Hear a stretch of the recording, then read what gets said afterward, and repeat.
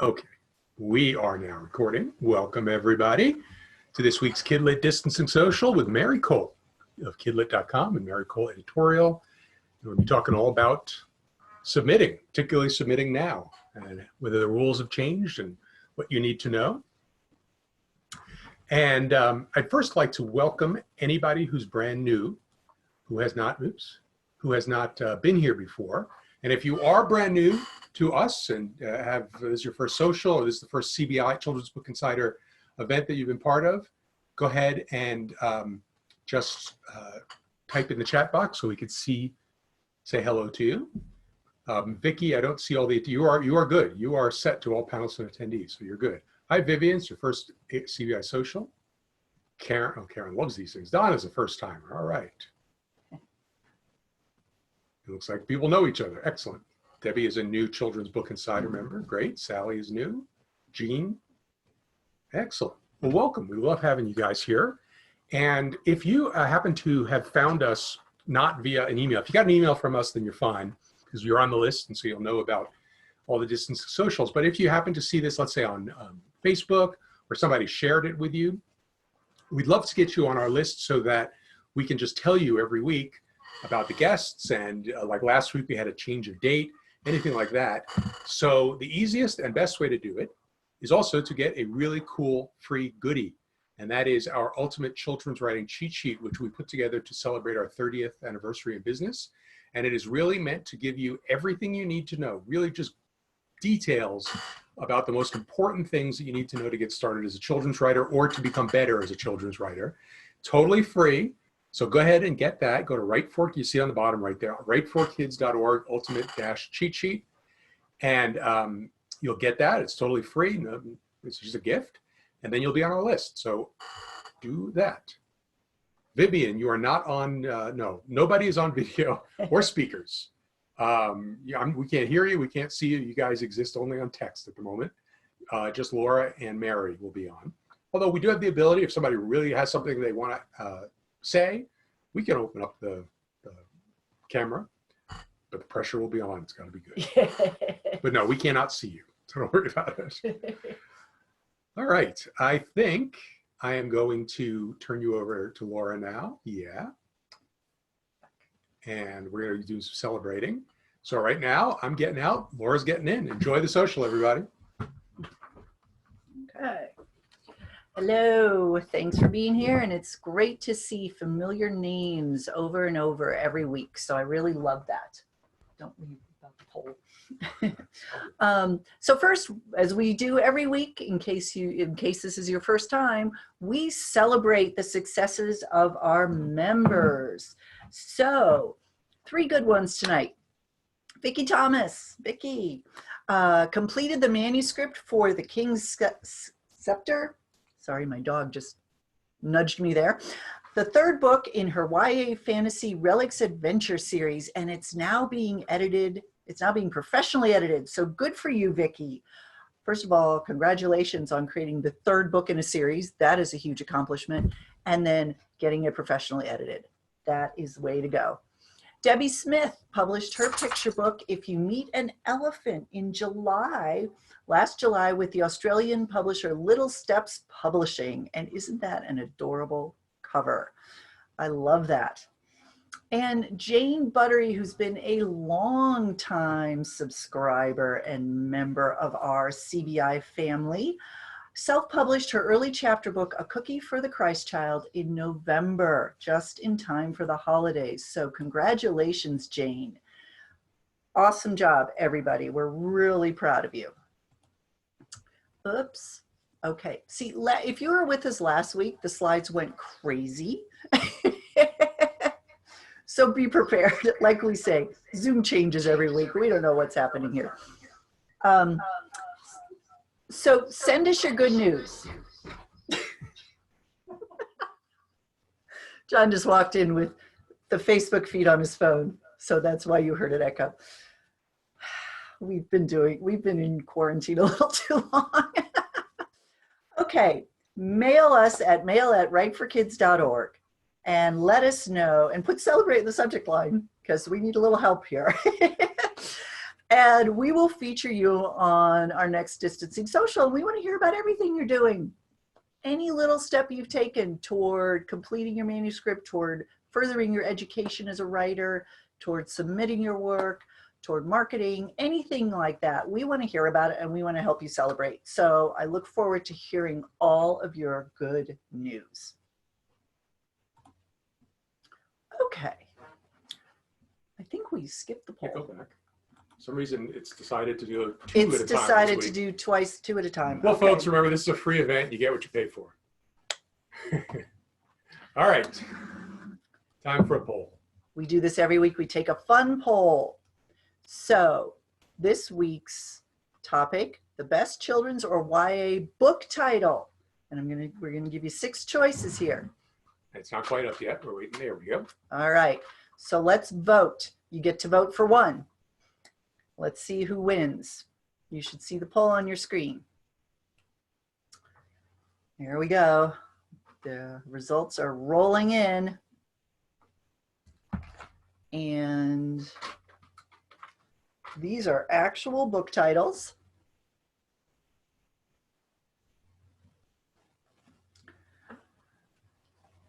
How to Eat Fried Worms is a middle grade by Thomas Rockwell. It's a classic. The Hoboken Chicken Emergency by Daniel Pinkwater is actually a classic. 17 Things I'm Not Allowed to Do Anymore, a picture book by Jenny Ophel, illustrated by Nancy Carpenter. I Just Ate My Friend. That is a recent picture book out by Heidi McKinnon. I Am a Genius of Unspeakable Evil and I Want to Be Your Class President is an upper middle grade by Josh Lee. And The Earth, My Butt, and Other Big Round Things is a YA by Carolyn Mackler. Laura, you lived in Hoboken. Did you ever have a chicken emergency? I'm not going to give details. That was a long time ago. In other words, that book is based on a true story. What happens in Hoboken stays at Hoboken. All right. Well, is anybody last chance to vote? I think we've got most people in here, so let's end the polling. This is a tight one here. Let's see what happened. Neck and neck. The results should show up on your screen in just a second. Personally, I would have voted for the Hoboken Chicken Emergency, but I don't get a vote. I would have too, just because I have a personal connection. There we go. All right. How to Eat Fried Worms, just squeaking ahead of 17 Things I'm Not Allowed to Do Anymore, which is a picture book, which I have not read, and now I need to read it because I love that title. But all of these are great titles, and they make you want to pick up the book and just see what it's about. Just read the blurb because they are great titles. So this just goes to show how important titles are. And I think maybe we need to talk about titles on a future Distancing Social. Absolutely. We should find some people, some authors who are geniuses at great titles and have them come on. There you go. Okay. And by the way, in general, if you guys have a topic or a person that that you'd like to have on the social, email us. We'd love to have all kinds of different guests on. And so if you know of an author, an editor, an agent, a bookseller, anybody who's got something really cool to share, let us know and we will reach out to them. Absolutely. Absolutely. We are looking for ideas because, like John said, we're going to keep this going. So let us know. I see there's a lot of great comments here about the titles in the chat box. Okay. So now Please close that. All right. And now I would scroll rather than that. Okay. Okay, industry updates and links of interest. So this is a little something I do every week too, just to give you a few little interesting updates or links or things that I found throughout the week. So in case you don't know, children's book author illustrator Nick Brule has created a free downloadable coloring book featuring his Bad Kitty character called Bad Kitty Wash Your Paws, which you can find at his website, badkittybooks.com. And you can download it, print it out, your kids can color it, but it's just awesome. If you're not familiar with the Bad Kitty books, they're really funny. And he has kept that tone throughout this, but it also teaches young kids about the importance of washing their hands and what germs are and what bacteria is. So very timely, and it's free. So I wanted to put that up there, but it's also a great example of what you can do if you have books out, I don't remember if it was last week or the week before, about this is a great time to create little extras that you can market from your website that go with your books that might get people to then order your book. Little activities, fun lessons that parents can do with their kids that go with the topic of your book, that kind of thing. So here's a perfect example, and it's just fun. But if you haven't been to Nick Brule's website, you'll go there and I guarantee you're going to see some books that you want to buy. So check that out. Smart Blogger, which is a great blog to follow, has a really great post called 6 Writing Motivation Tips That Work Even If You're Busy. And I would also say even if you're staying at home. And there's the link, smartblogger.com/writing-motivation. And it includes advice like find your why, then stick with a how. So figure out why you're writing the book, and then you're going to work on how you're going to do it.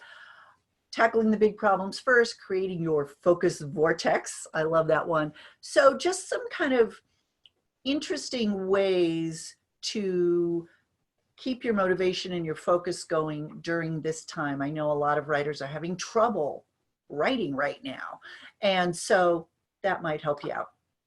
So book sales are up. Yay. I've talked in the last several weeks about how ebooks and audiobooks sales have been up, which makes sense during this time. But print book sales rose 10.9% at the end of April, and that was almost 5% over the same time period in 2019, which is really significant.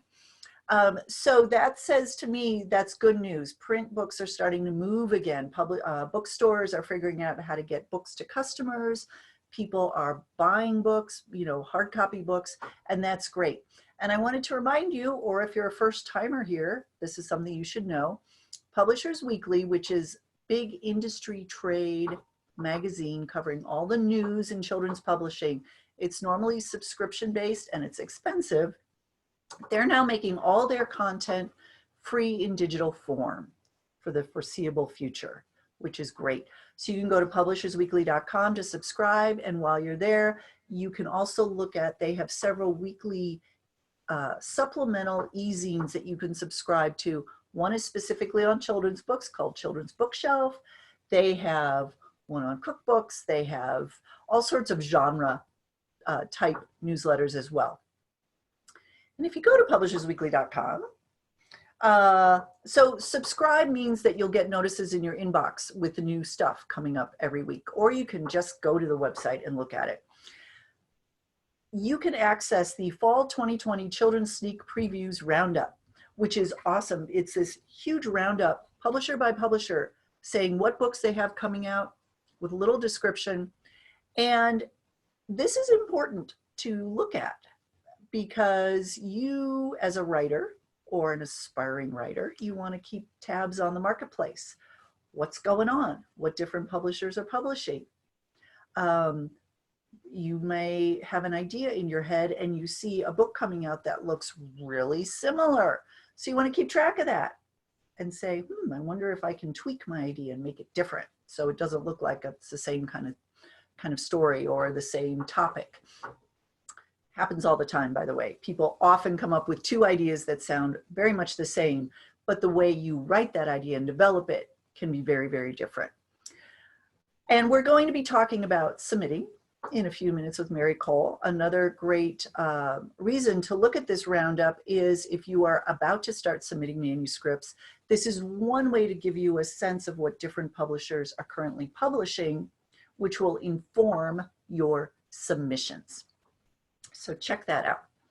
Also, Apple has just launched Apple Books for Authors, which is an online portal that helps authors write, publish, market, and sell their ebooks and audiobooks on Apple Books.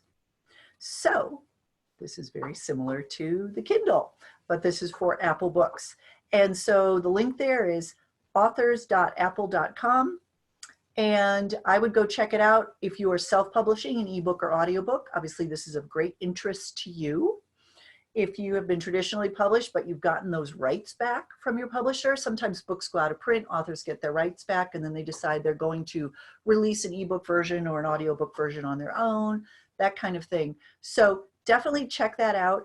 And we are going to see if we can get someone from Apple Books on one of these distancing socials to talk to us about what they're doing here. So fingers crossed, we're working on it.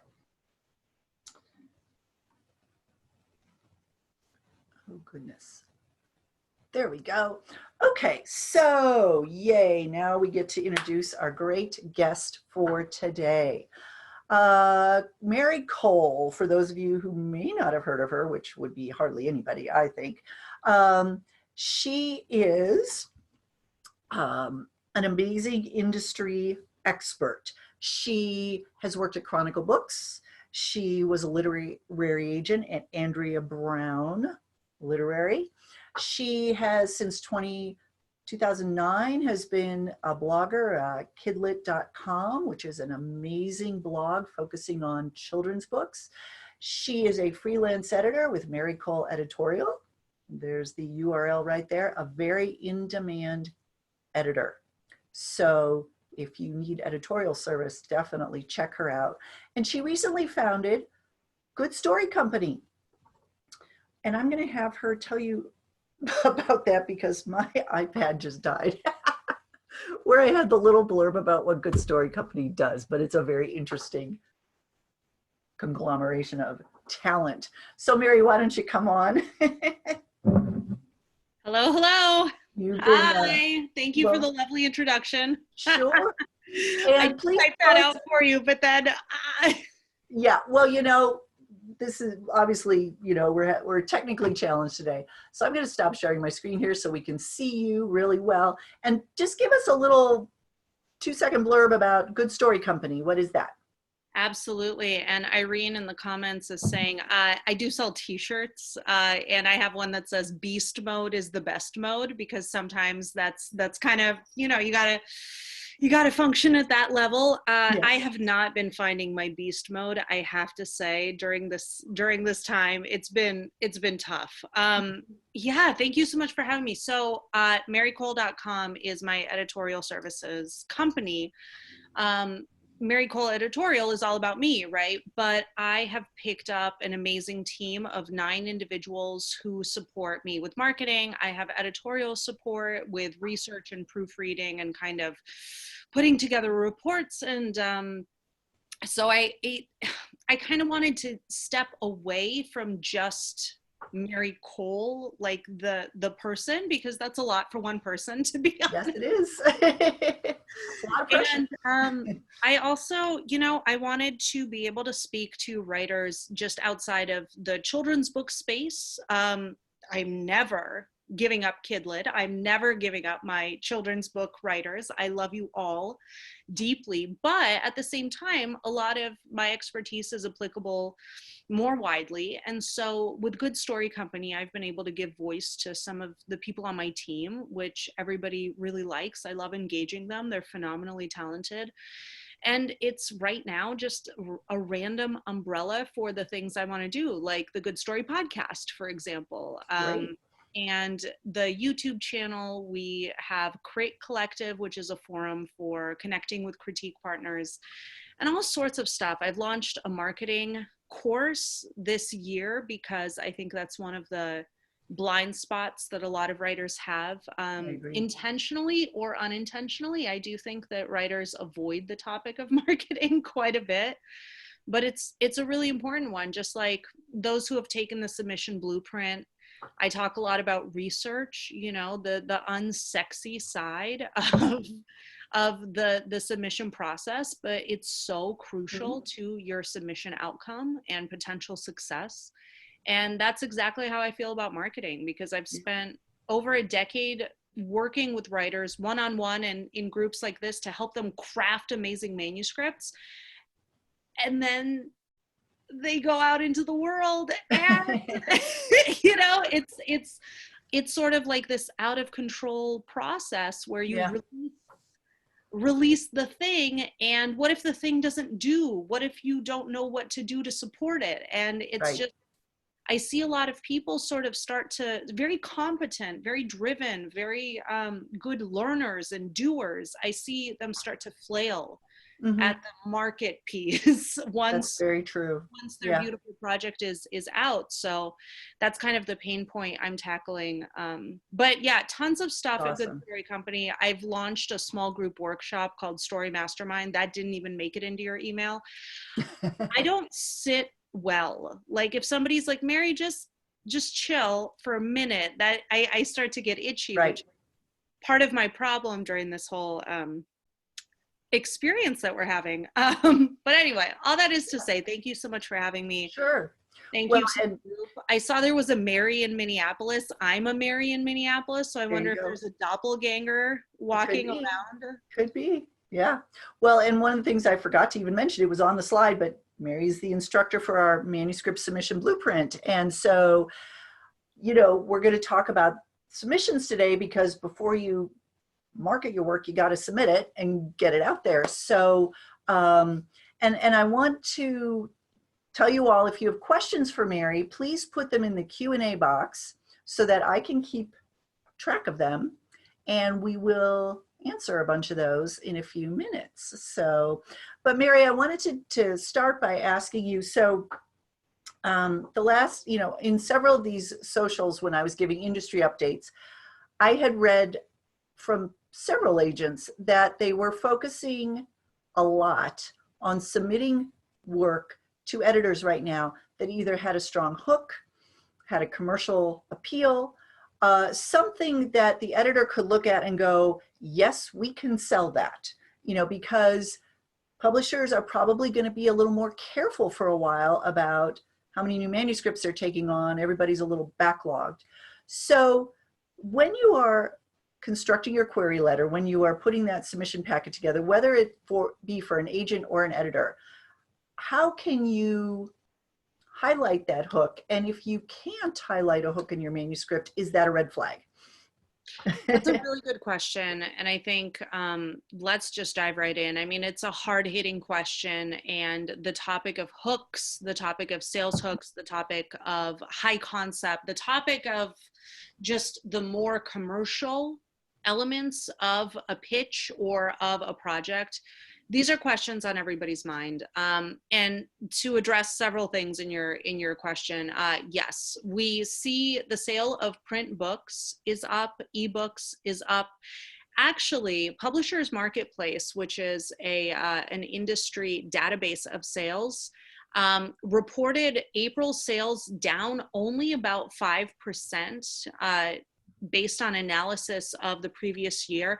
Dollar amounts for sales are down, so we're seeing fewer major deals, significant deals, good deals. Those are all kind of the 6-figure and above deals. Mm-hmm. But people are still making deals. That being said, at the slightest breeze of a recession, publishing is not a robust industry in that regard. It does tend to contract quite a bit. We're seeing some real vulnerabilities in the industry, like indie bookstores right now are really, really suffering. There have been distributors. I believe a huge distributor filed for bankruptcy. So there are parts of the publishing business and supply chain that are really, really hurting right now. And it's not a recession-proof industry, you know.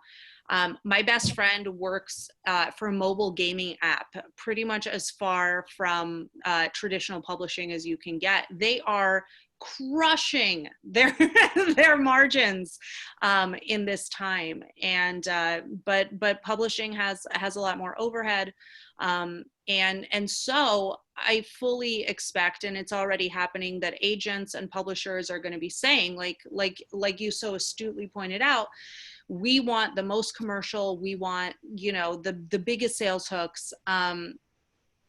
And that it's going to be that way for, I'm guessing, a while. I would say it'll take probably 16 months or so to get back to sort of normal. If we're going to get normal again, it might be a new normal. Natasha rightly is asking, what if publishers had lower overhead and didn't need an entire building off of Columbus Circle in New York City like Penguin Random House has? Right. That's a really good question. Yeah. I mean, honestly, I've been working from home my entire career. I hope everybody gets squeezed into that model. I think it's just delightful. But so how do we, the first consideration of how do we put a sales hook into a query letter is, do you have a sales hook? And I'm going to be brutally honest here. Not every project has an overt sales hook. And maybe it's because the writer has not yet identified the sales hook of their project. Maybe it's because there isn't necessarily one that the project was crafted around. And so I teach a revision webinar, and in that webinar, the first thing I ask is for everybody to zoom way out on their project and ask themselves what the mission statement is. I don't say pitch, I don't say hook, I don't say log line, because these terms tend to be a little bit more intimidating for writers to approach, even though I teach submission, you know, but so if we were to maybe phrase it like that, what is your story about on this kind of very, very high level? Some stories are just going to be, this is a coming of age story about a girl who needs a friend. And if I were putting on my agent hat and evaluating that in the slush, I would say that there's not necessarily a sales hook there. And so it's very hard to try and manufacture one for a project where it doesn't necessarily exist. Now, I would say that there are projects that lend themselves more easily to sales hooks. Anything that's topical, anything that tackles sort of some of our current conversations about gender identity, for example, different neuro experience, anything Me Too, anything Own Voices, anything with a culturally diverse element, anything that can sort of speak to a different lived experience, I think is, as we've all heard, very, very popular in the market right now, and rightly so. You know, it has taken us a little while to get around to celebrating these different opportunities for expression from different writers. For picture books, you can have a lot of different sales hooks that maybe are easier to find. Is it a friendship story? Is it a bedtime story? Is it a monster story? Is it a parent, like I love you story, like a warm and fuzzy story? But also, is it written in a way that's fun to read out loud? One of my favorite sales hooks for picture books that people forget to mention all the time is, I say this has great read aloud potential. If it's written with any kind of ear toward rhythm, with any kind of onomatopoeia, what exists in your book? And if you're sitting there and you're saying, well, it is a coming of age story about a girl who finds a friend and there's nothing necessarily trendy or buzzy or sexy about it, I wouldn't say that you're doomed. At the same time, then it's going to fall to the other elements in your project to really sort of stand out. And so if there isn't an overt sales hook, if it's not like, you know, what's a hot category like sci-fi romance in YA, you know, something big and splashy that, you know, Hollywood is going to come calling about. That's usually for novels at least, that's usually the benchmark for what high concept is if we can envision it as a movie, if we can pitch it in one sentence where it like, you know, everybody gets it from that one sentence.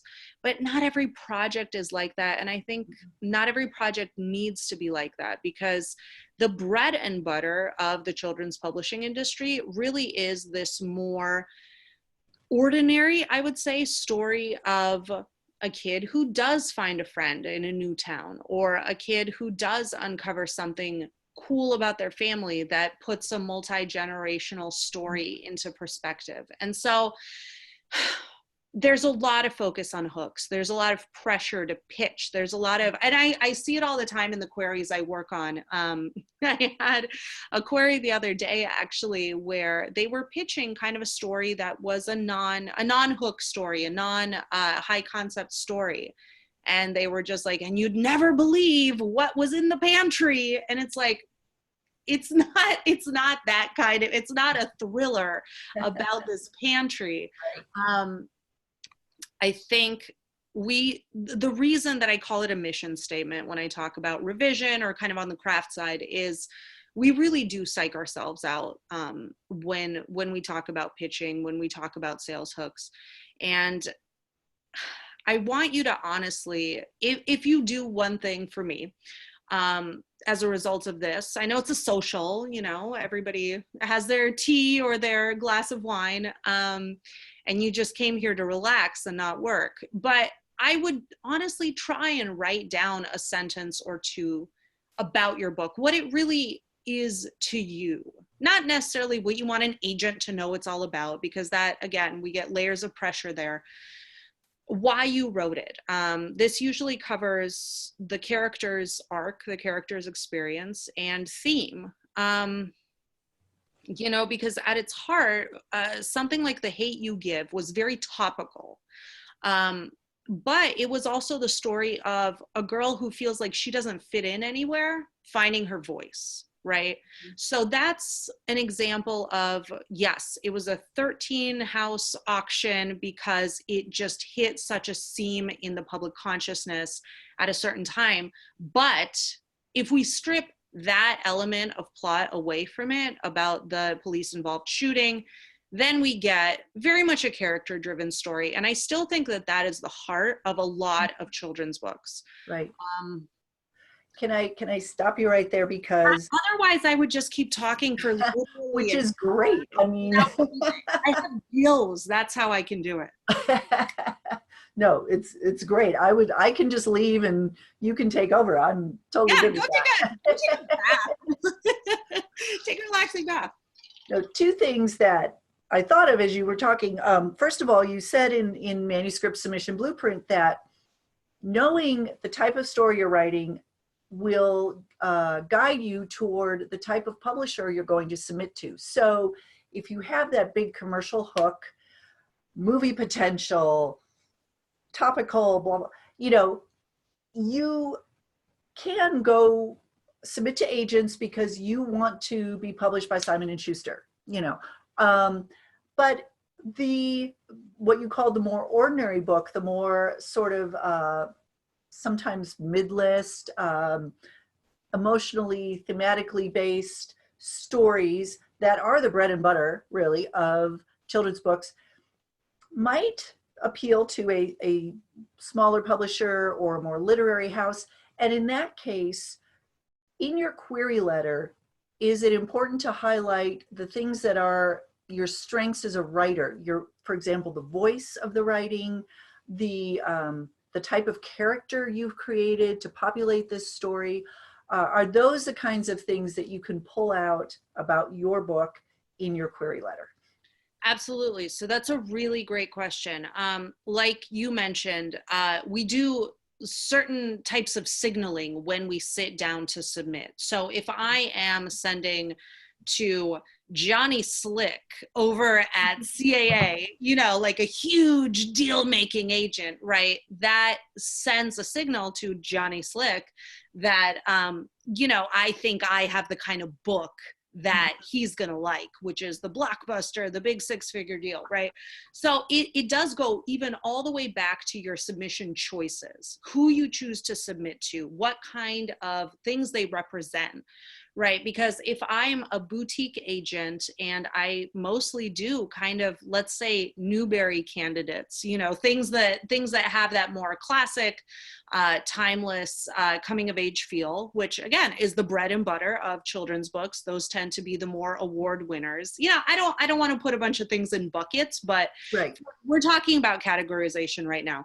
So from your very initial decision making, I would love to have you see your story with as clear eyes as possible. Not everything is, and I think this is even after 10 years in publishing, I'm still realizing this in a profound way, which is not every writer will have the same path, and not every project will have the same path. And there are so many different paths available that you can exploit, that it really is about kind of weighing things on a book by book basis. So I would love to see you sit down, do your mission statement, figure out what kind of book you've written, and try to see it with clear eyes. You know, Tom Hanks is not gonna be in everybody's book movie, or, Right. you know, it's not all gonna necessarily take that big route. So maybe a smaller house, maybe a boutique agency that's known for representing kind of more, let's say, mid-list projects. More modest projects, maybe a regional publisher if you have a very strong sort of sense of place. So that's one way that you signal in your selection of who you submit to and your submission strategy. And somebody did ask in the chat whether you can submit to agents and editors at the same time, editors meaning publishing house editors. I'd love to field that question later when we get around to it. Sure. So who you submit to, you're signaling. Ideally, you're choosing, you're making that selection based on your sort of clear-eyed view of the book. And then instead of, so you sort of said, you know, can we talk about our voice? Can we talk about our characterizations in the query?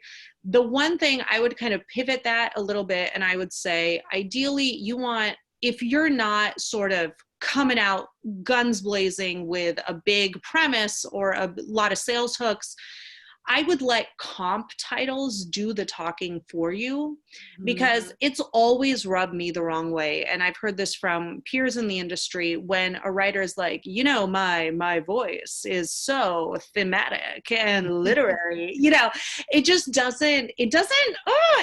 sound that great, kind of on the receiving end, to see somebody analyze themselves and sort of like ascribe adjectives and qualities to their writing in a query. It's a little, I don't know. And so, can you define comp titles for people who might not know what that is? So comp titles or comparative titles are titles. So people do get really hung up on this. So I wanted to spend a minute here. They are ideally recent, maybe last 3 or 4 years, titles ideally in the same category as you've written, which means if you're writing picture book, you want to trot out some comparative titles that are picture books. Ideally not runaway bestsellers. So that's kind of 3 criteria that you should be hitting. But what I would like to see more than, you know, this is Harry Potter and, you know, like Philip Pullman had a book baby and it's me. I would love to see some really thoughtful kind of smaller authors, smaller books, maybe critical darlings or kind of industry darlings, to talk about, hey, I have this project is for fans of, God, I'm so terrible at titles. Speaking of the poll, I draw a blank every time I have to trot one out. But it would be for fans of the voice in Title X and the self-deprecating character of Title Y. I would say maximum of 3 comps, because it could really turn into a jumble. This way, you're sort of harnessing the high concept Hollywood technique of it's Mars meets Lost. You know, Hollywood loves a great meets comparison when they're pitching, and you're kind of harnessing that. I'm going to create my project in your mind by using other projects. You're harnessing that technique. But if you do it really thoughtfully, you could actually suggest a lot of things about your own writing and your own story without having to, you know, toot any horns or sort of talk about yourself or analyze your own work, which doesn't play as well. And if the comp titles you pick are well reviewed, maybe have landed on some best book lists by the American Library Association, that kind of thing. It says, this is mine is quality like these other books are.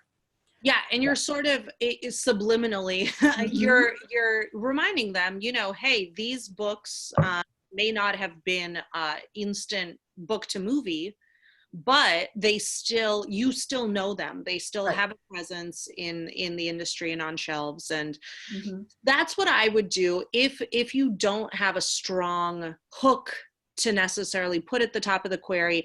I would pay more attention to those comps. And there's also an instructive element to researching comp titles, which is, like I said, sometimes it's an issue of the book that you've written and kind of the choices that you've made when conceptualizing it. If you can't find something in the market that's similar, it doesn't have to be the same, but if you're like, nobody's written a voice like mine, or nobody's written a story quite like this, or a character quite like this, that could be a bad thing or a good thing. Mm-hmm.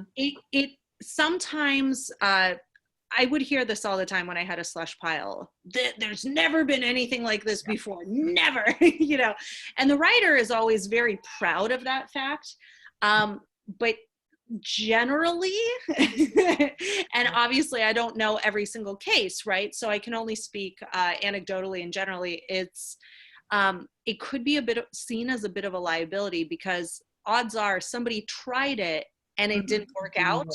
Yeah. Or there's just a very limited market for that particular idea. And so the knife of it's never been done before, it kind of cuts both ways. Yeah. When you're like, oh, that's so interesting. And it could be, it's up to interpretation. Pam, this is Luna.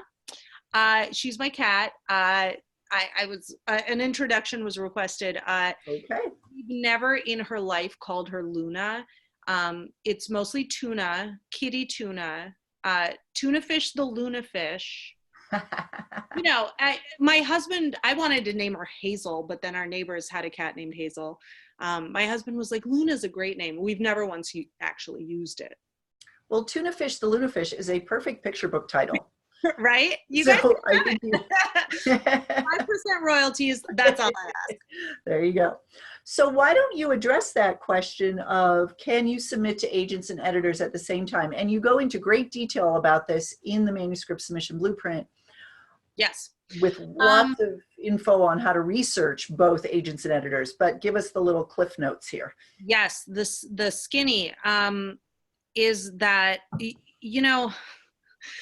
I would say, yes, you can submit to them at the same time. This advice is a little unorthodox, but I say, look, and this is kind of where I'm coming from with simultaneous submissions, which is sending to more than one person at a time. I still have I thought simultaneous submissions were like a done deal, common knowledge, everybody does it.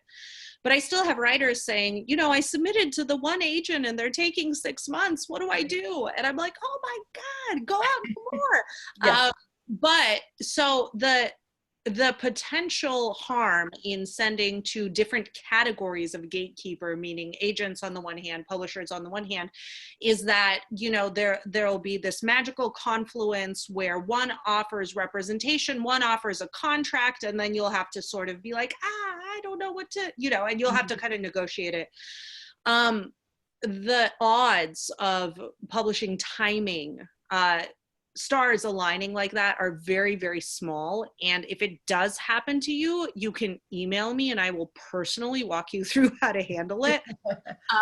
Because it's just so rare. But I advise, if you're considering, so like we were saying, different publishing paths, every project has maybe a different way that it comes to fruition, right?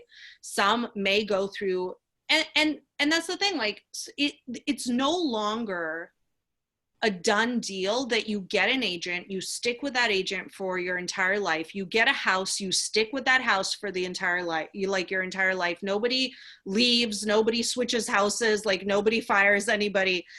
And you never publish a book outside of that funnel. That is the old way of kind of conceptualizing a writing career. Mm-hmm. Now it's, I get an agent, we sell a couple books together, we branch out to a couple houses, but maybe I want to do an indie project direct to Kindle with a friend of mine. So we're going to self-publish this project over here. And then maybe my agent's going to leave. Mm-hmm. I can get another one, you know, if something doesn't work out with my house, I could add another one to the roster. And so it's just like, or I want to produce my own audiobooks, you know, there are, like I was saying, more paths to the goal of having a book product out there than ever before, more tools at your disposal. So that being said, some writers will say, hey, I don't care how this happens necessarily. If an agent wants me, let them have me. If a publisher wants me, let them have me. I'm going to submit to both agents and publishers simultaneously. The only thing you have to watch out for there is if a publisher does make you an offer, they're going to make you an offer of a contract. If an agent makes you an offer, they're going to make you an offer of representation. If an agent offers and you take that offer, you just have to tell them where you sent the project so that they don't sort of send it again, duplicate your efforts to places that have already seen it. If a publisher offers first, you may or may not be comfortable accepting a publishing offer without any counsel from an agent, because an agent will negotiate on your behalf. They usually have more advantageous terms. A publisher is a business. They are not malicious, but they're going to offer you, if you're just coming in off the street without representation, they're going to offer you contract terms that are more advantageous to the publisher. Mm-hmm. And so I advise everybody, if you do manage to get an offer from a publisher yourself, without an agent, whether you're simultaneously submitting to agents or not, you may think about reaching out to a few agents. If you put contract offer received or publisher offer received in the subject line, you would be surprised by how quickly they shake their tail feathers. Yeah. Depending on the publisher, they may want to step in. But the only thing you can't do yet at that point is accept the offer. You can't be like, yes. We'll iron out the details later, because you've already ironed out the details when you said yes. Yes. And there's just not going to be anything for the agent to do once you accept an offer. So the only thing is, this is where it gets a little tricky, and we do our most diplomatic, most nimble communication. We say, thank you so much. I would love to consider this. Just so you know, I'm also submitting to several agents, and I may be back with an update. Obviously don't leave them hanging for 3 years, even though they may have left you hanging for 3 years. But I see it all the time where somebody has a hot offer in their hands. They go, they find an agent, loop the agent in. The publisher knows it happens. Everybody's kind of expecting it. At the very least, I would hire a book lawyer, an IP lawyer, somebody who can help you with a 23-page publishing contract, because copyright is for your life plus 70 years. This is not like a 5-month engagement with your publisher potentially. Mm-hmm. So at least somebody who can parse a contract with you would be a good investment, whether you hire them as a lawyer hourly or you partner with an agent. Right. So basically, as long as you are above board and transparent all along and polite, no problem. Mm-hmm. Yeah. Because it does happen, and publishers, they're not going to suddenly rescind the offer because you're submitting to agents and you need to get back to them. That's just the way. Maybe that scenario played out like 20 years ago, you know, when literary agents were less ubiquitous, but they're everywhere now. You can't get rid of them. My God. But publishers are sort of used to working with agents. There's less of an adversarial relationship, if there ever was one, because agents, you know, they get in there, they negotiate, they're slick Johnny or whatever I called him. But they're just everywhere. And so publishers are much less likely to look negatively at all on you getting representation between an offer and the contract negotiation. Okay, great. Well, let's get to some of these other questions here. If a publishing house is open to submissions, how many polished picture book manuscripts can you submit within a 6-month period? Okay, I can't give you a binding answer there. there may be something listed on the page with guidelines and best practices. Each house can set their own submission guidelines. So I would always double check. But from a craft perspective, when I'm advising clients, the number one, if you send a picture book, you know what? Yes, I'm going to answer this in several points. So bear with me. So if you have a picture book that somebody likes, whether it's a publisher, whether it's an agent, the first thing they're going to say is, okay, do you have 3 or 4 more polished projects? So I suggest that if you're submitting and you just have one picture book manuscript ready to go, do not pass go. Do not collect $200 and get a few more polished up or reasonably polished before you go out again, because the first question will be, picture book writers tend to be prolific, and agents don't want to sell one picture book. You know, the financials are not necessarily there to fire up a whole relationship for one picture book. The agent really wants to know whether this is a picture book writer, a picture book sensibility, sense of humor that the agent can really appreciate across several projects. That is much more, I think, productive for a picture book agent relationship than just somebody who has one. That's not to say nobody's ever published one picture book and kind of that's it. Like, if you have one amazing picture book in you, but they're always going to want to know if you have more. So if you do have more, polish them up, get them ready. However, do not go out on submission with 5 picture books at the same time. I would always lead with your strongest, keep the others in reserve. And then when there's a request, trot them out. I've seen writers go into a spreadsheet death spiral by submitting like different picture books to different people at different places because they think, you know, oh, this person really loves humor, I'm going to send this cohort my humorous picture book. That could make life really complicated for you. And then agent A would be like, oh, I love it, I want to offer representation on your humorous picture book. And then agent B would be like, oh, I love it, I want to offer on your bedtime picture book. And suddenly you have to tell the two.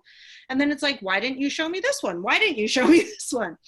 It could get messy. So for the sake of sanity, which is in short supply these days, so anything that that increases sanity, I advocate for.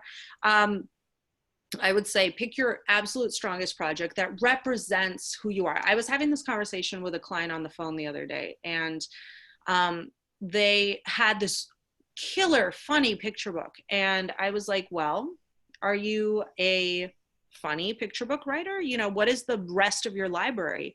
Or are you a mommy loves you picture book writer? Or are you a quirky monster picture book writer? You know, because they were saying, what should I develop to sort of flesh out my back pocket? If you're a humorous picture book writer, the picture books that you send should more or less skew in that direction. They declare who you are to the agent, to the publisher. So have your strong piece. Have a couple more pieces that are thematically similar, that kind of speak to who you are as a creator in your back pocket. Submit and wait to hear back. That is very important. Even though there's an email address and you can send as many emails to that email address as you want, don't. Especially because it takes, 6 to 8 weeks to potentially get consideration. This is where the submission guidelines are helpful too. They will evaluate, they will make a decision, they will let you know. Maybe you'll learn something valuable in their response that you can use to adjust your strategy going forward.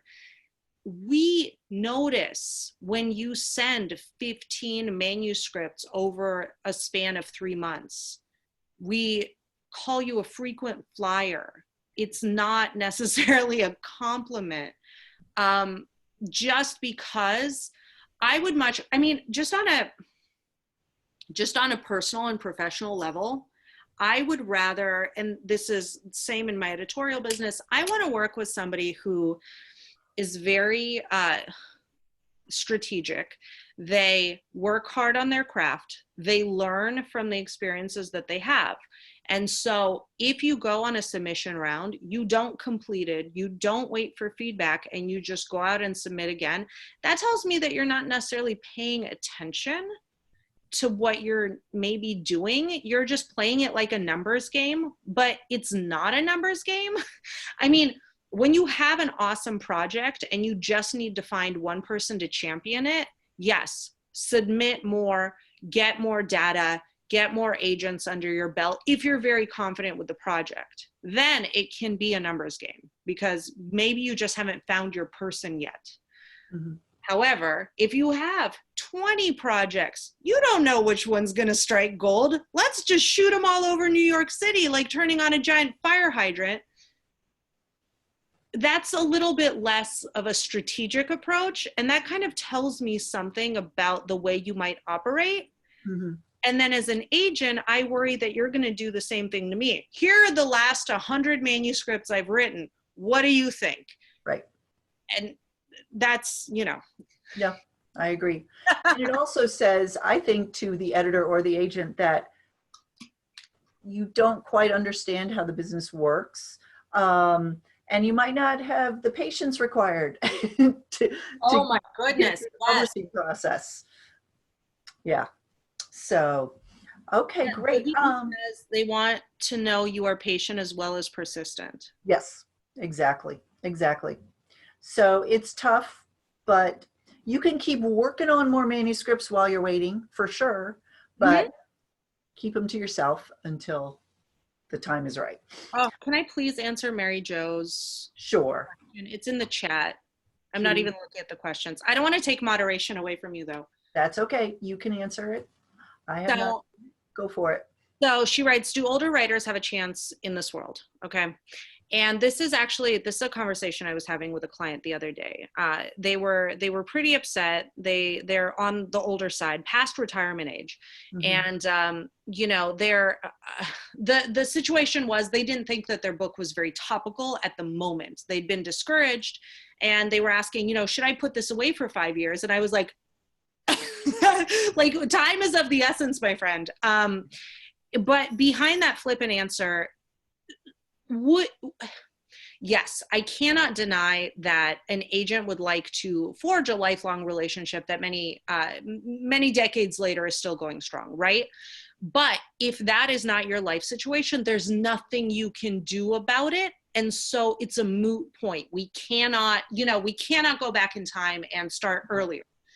The great, amazing thing about the writing business, and this is going to sound so dark, but I'm trying to be funny. My husband's like, no, don't try to be funny. It doesn't work.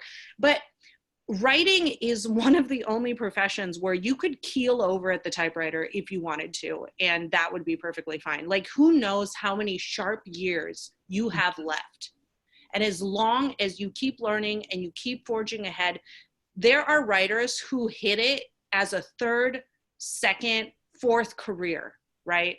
Who had other lives, who had other, the wonderful thing about writing is that the more experience we have, the more life experience we have, the more things come together and the more we are able to sort of distill that on the page, which is all writing is. It's distilling life experience onto the page. And so there's something very, very amazing to be said for all of that lived experience that you can bring to this effort. And I know that we see a lot of 20-year-olds on Twitter who are like the next hot thing, right? Well, that's not our situation. It's not even my situation. If I wanted to write a young adult novel right now, you know, and be super trendy, I'm old compared to some of those writers, but they're not going to write the same books that we're able to write from a different vantage point. And so we're not athletes in writing. You know, we don't have a lot of the same limitations that athletes do who retire at age 35. We can keep at this thing literally until our very last day. So that's kind of it touched a nerve because I just had this conversation, but I wanted to. That is great. I get that question a lot too. So I'm really glad you addressed that. Yeah.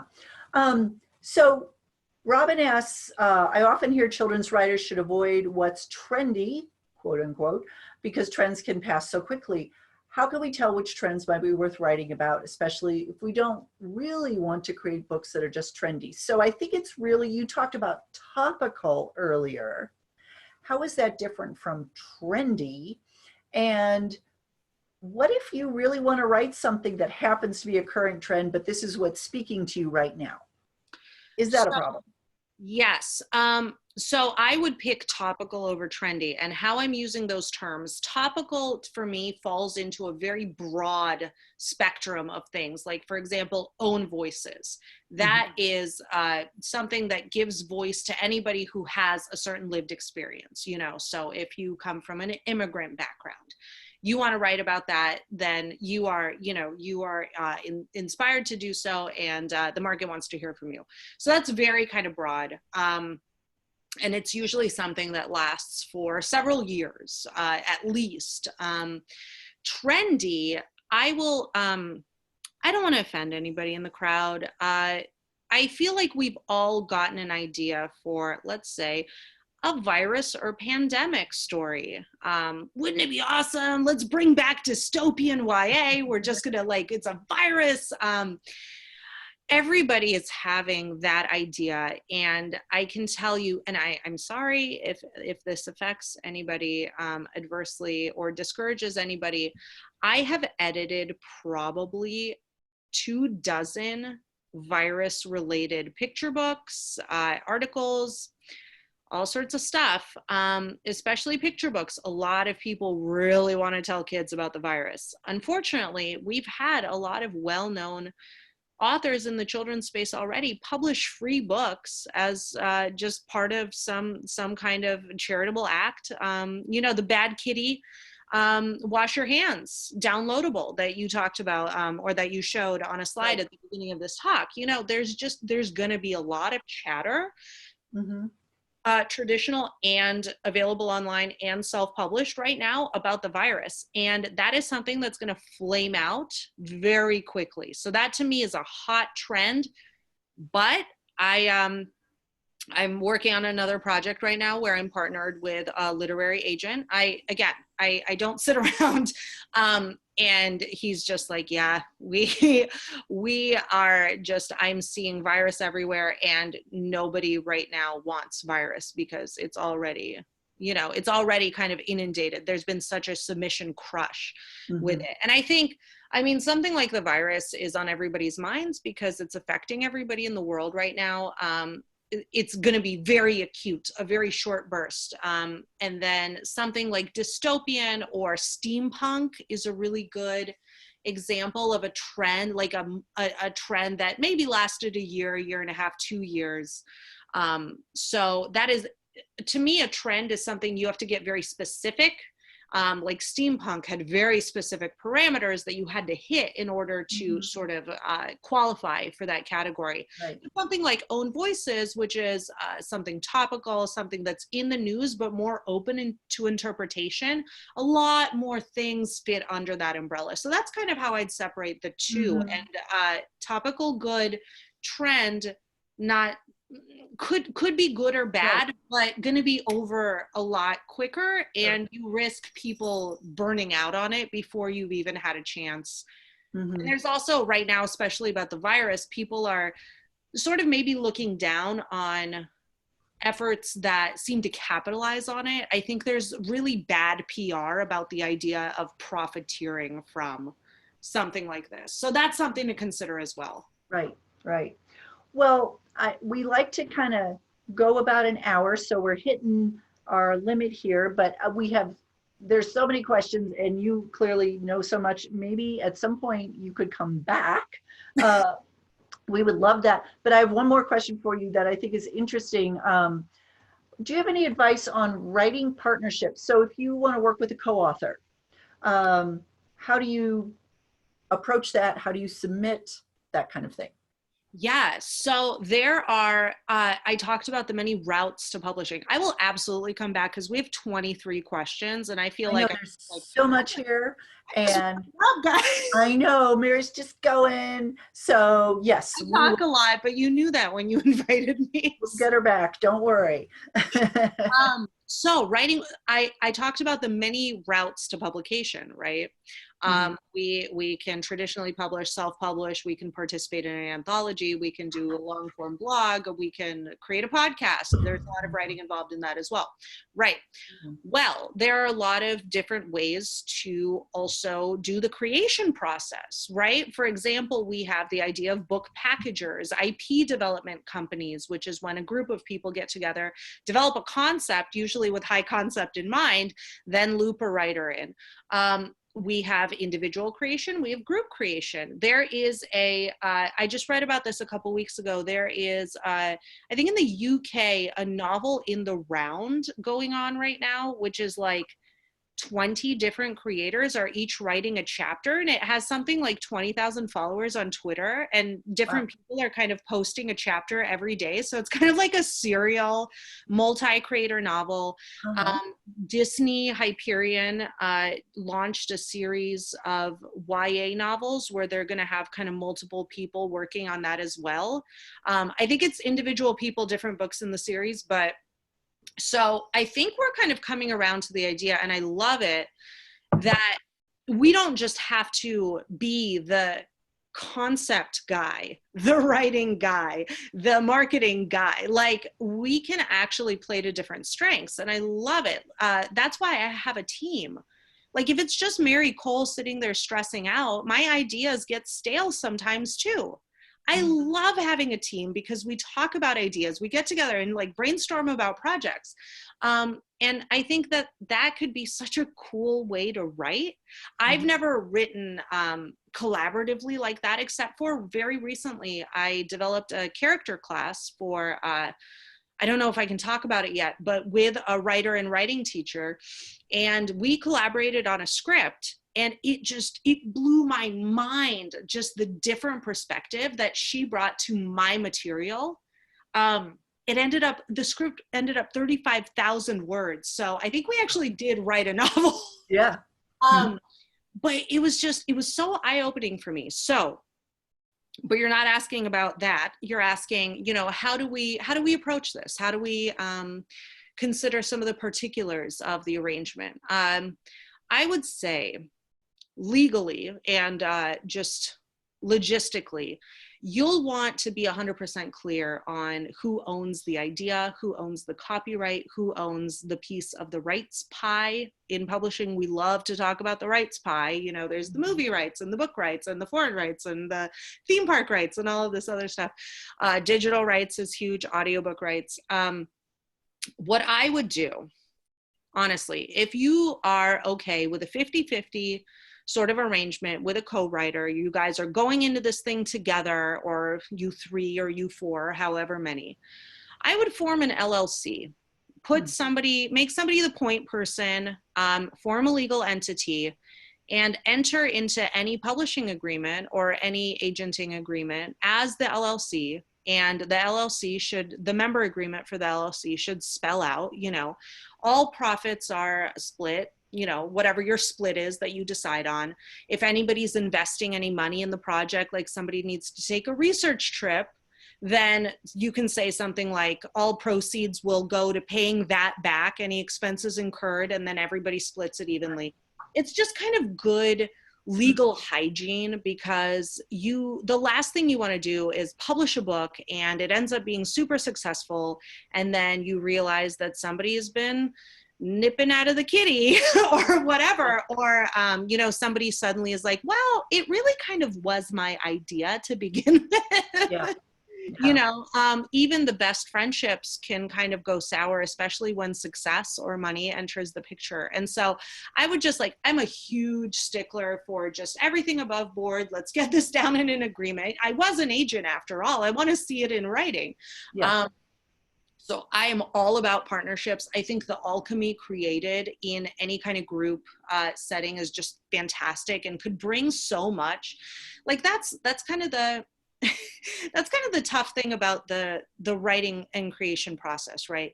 You have to sit there, think of an idea, write the whole dang thing before you even know if it has a premise or a hook. See, I'm trying to bring it in for a moment. Before you know what the story is really about, then you pitch it to agents. And to be honest with you, it's kind of a crapshoot for them too. They're like, well, maybe this will sell, you know, like, let's give it a try. Then they pitch to publishers and they're like, well, yeah, maybe we'll take a bet on this. We'll take a flyer on it. And, you know, the whole process takes 5 years and nobody knows if there's a there, but everyone's kind of like walking around blind. And that's kind of how the process works. But it's like, if you have a really good plotter and a really good character person and you guys get together, you could really take a lot of the guesswork out of that process. That's great. And so then, yeah, I'm all about it. Just figure out your business. Right. No, I love the LLC suggestion. That's great. So when they're submitting, would the query letter come from both people in the partnership or whatever? And then the contract would be written with the LLC. Right. So I've seen this on the submission side quite a bit. Usually one person spearheads or they both spearhead. Maybe they make a joint email address for all things to do with the submission, or maybe more commonly one person is doing the submitting, but it's my co-author and I, bios for both of them, signature for both of them. So everybody knows right from the beginning that this is a group project. The agent would be signing them both under the LLC. The publisher would be signing them both as a legal entity.